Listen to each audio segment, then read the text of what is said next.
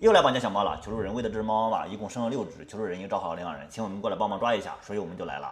我刚到，猫妈妈就认出了我，说早就听道上的朋友说有个比较帅的绑匪，天天拿着毛条拿笼子绑架小猫。我问猫妈妈，你那个道上的朋友是谁？猫妈妈说是3号楼，看来这窝小猫是多多少少受到了3号楼的影响，那这一窝可能不太好抓，毕竟3号楼天天在野外败坏猫头犬的名声。于是准备下上笼子开始抓，果然没错，我提着笼子刚走过去，6个小猫就全跑了。我找了一圈，只在绿化带里面找到了一只，于是我让所有人都躲在草丛里面，不让小猫发现。不一会儿，小猫看四下无人，感觉比较安全就出来了。其中一只小橘子刚走到笼子门口，突然想起来了什么，转身就走。小奶牛也是一样，到了笼子门口也是转身就走。我看这样不行，于是把笼子往前拿，靠近绿化带。不一会儿，一只小橘子进了笼子，后面还跟着一只长毛小三花。可惜长毛小三花还没有进笼子，小橘子就踩到了机关被抓到了。橘猫不愧是橘猫，身在牢笼还是照样吃喝。我把小橘子从笼子里面拿出来，小橘子在笼子里面把鼻子给碰破了，所以就给它取名叫碰碰鼻子。我问碰碰鼻子为什么第一次走到笼子门口的时候又转身走了。碰碰鼻子说，他刚才走到笼子门口的时候才想起来，一个三花阿姨和一个奶牛大叔来这宣传的时候说过，如果看到一个长得帅的又提着笼子又拿着毛条的，一定要当心，那就是著名的绑匪兔兔爹，他们会迫害小猫咪。由此看来，碰碰鼻子说那个三花阿姨应该就是3号楼，而奶牛大叔应该就是反猫的联盟宣传员，3号楼的大弟子对人狠。我把碰碰鼻子安顿好，下上笼子继续抓。刚刚到了门口，又返回了小奶牛又来了，后面还跟着一个全黑的小猫，我还以为它进了笼子，没想到是我的视觉错觉。由此看来，被反猫的联盟训练过的猫就是不好抓，都会用障眼法了。还好我比较有耐心，按兵不动，以不变应万变。小猫果然还是最馋，不一会儿忍不住都出来了，都开始围着笼子转。而且令人心跳加速的是，有2只小猫同时进了笼子。就在我以为要一笼双猫的时候，其中一个小橘子可能想起了反猫的联盟的宣传，赶紧跑了出去。另外一只见状也从笼子里面出来了。非常明显的是，自从放走3号楼之后，让它有机会在外面大肆宣传猫的教育是伪科学，是封建糟粕。应猫猫得而诛之以来，我们在外面抓猫是越来越困难了。就在我郁闷的时候，一只小橘白进了笼子，眼看着再进一步就能吃到罐头了。一只长毛小三花和一只小奶牛大喊着休想吃独食，有肉大家一起分，就冲了进去。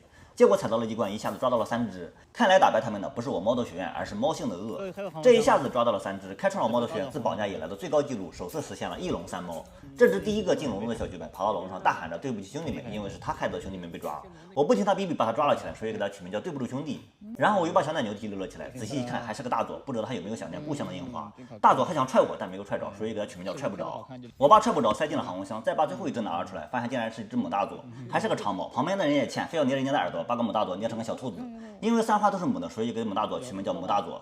我把母大佐放进了航空箱，猫妈妈过来表示对她的孩子非常失望。我告诉猫妈妈，如果跟我走，以后在我猫头学院，猫条随便吃，保你吃成猪猪。猫妈妈骂了我一句，你才是猪，就跑开了。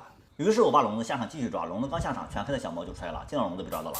这只小猫被我拿出来的时候，它一点也不老实，尾巴在那乱晃，所以给它取名叫尾巴乱晃。现在抓了猫妈妈的5个孩子，还没有给它1根毛条，根据一个孩子换一个毛条的市场价，我欠它5根毛条。于是我让求助人把毛条给了猫妈妈，猫妈妈吃完毛条之后立马上瘾，问我猫头学院吃成猪猪是真的吗？我告诉他肯定当真，然后他就进笼子被抓到了。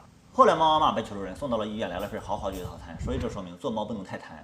根据绑匪第一定律，最后一只是最难抓，果然小橘子就在门口坐着，就是不进笼子。他甚至还跑到航空箱那去取消他几个兄弟为什么不听3号楼的话，这种猫必须抓走，不然放在外面早晚成为反猫的联盟的成员。于是我们准备用网抓，一场围追堵截，把这只小橘子堵在了一堆花盆里面，最后用网抓住了它。然后把它连网带猫塞进了航空箱，但是它的手却勾住了网，所以就给小猫取名叫勾住网。现在一家7口整整齐齐的被我们抓住了，但求助人说领养人今天只能来3位，所以今天只能领养出去3只。像这种被反猫的联盟污染过心智的猫，能领养出去1只算1只，免得带回去也是个祸害。于是准备箱子让孔老师负责关箱的门。为了预防黄油手，孔老师失手放跑猫，特意让他练了2遍关箱子。首先被领养人看上的就是这个母大佐，母大佐虽然比较左，但颜值还是很抗打的，看着性格也不错。第2只是对不住兄弟，他还在懊悔，因为自己被抓了兄弟拿在手里也不反抗，暂时给住给我给信心，只是不知道到领养人家之后能不能做到不凶不闹不拆家。第3个是踹不着，就在我要把踹不着放进箱子的时候，他们说不太喜欢这种黑不拉几的，于是我告诉他们，这种奶牛猫养的是特有意思，和2哈一样多带劲。他们一听来了兴致，果断把踹不着留下。剩下的3只则被我带回了公司，我们的新的办公场地。我告诉他们，我们猫头学院是住宿条件优渥，玩具和好饭应有尽有。我又给他们讲了有猫走的猫在新家的幸福生活，马上就要中秋15了，他们纷纷表示要好好表现。争取领养人来的时候，装模作样5分钟，荣华富贵15年。现在中秋马上到了，你们有接近200位的师哥师姐在新家给你们发来了祝福，祝你们中秋快乐。大家好，我是炸开的栗子的领养人，已经在北京12年，北漂8年了。给大家看一下现在的炸开的栗子，它现在已经长大了，现在叫做栗子。以前我养过一个长毛玳瑁，叫馒头，可是它在2020年年初因病去了喵星。从那之后，我非常的痛苦，每天都在想它，也会想很多不好的事情。因为我在北京最艰难的时候都是他陪着度过的。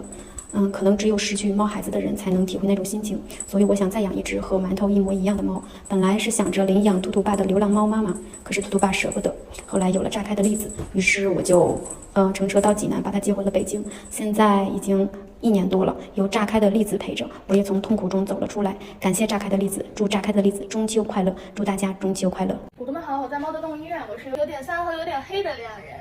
在此中秋佳节到来之际，我祝大家中秋节快乐。大家好，我们是大小眼的领养人，祝大家中秋节快乐。